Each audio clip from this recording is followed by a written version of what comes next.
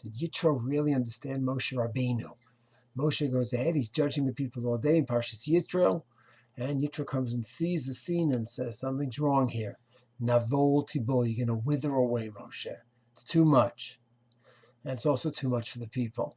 Moshe accepted it. Did he accept both parts of Yitro's comments? He said two things. It's too much for you and too much for the people. I'm wondering if Moshe said, listen, if you're telling me it's too much for the people, I accept it. You have a pulse on the people. You spoke to them. I'm busy here judging all day. Maybe they said things to you that is too much. Okay.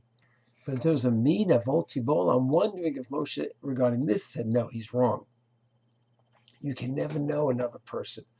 It's one thing, a person, you say a person, you look sick. And you'll do blood work on the person. He has strep, he has this issue, this disease. That's an objective thing. But Navol Tibol means this is just too much for you, Moshe. You're going to wither away.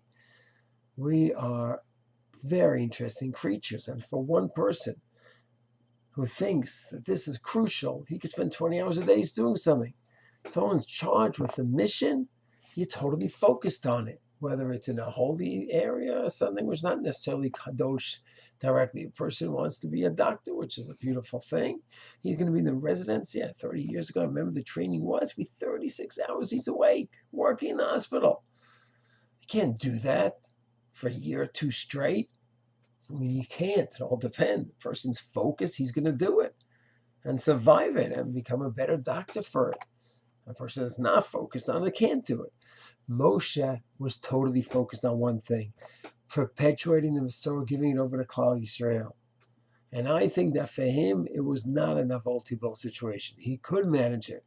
Yitro, coming from the outside, didn't understand the greatness of his son-in-law, that his son-in-law could do this and give over the Masorah each to every single person that came in contact with him. And if it means hours a day, he could handle that.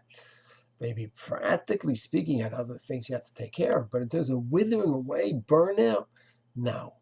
If that was right and Yashar and Tov in Moshe's eyes, that's what he's supposed to be doing then, he could have all his energy focused on this. I'm wondering if Yitro's two comments, Moshe accepted the one about the people, not the one about analyzing himself.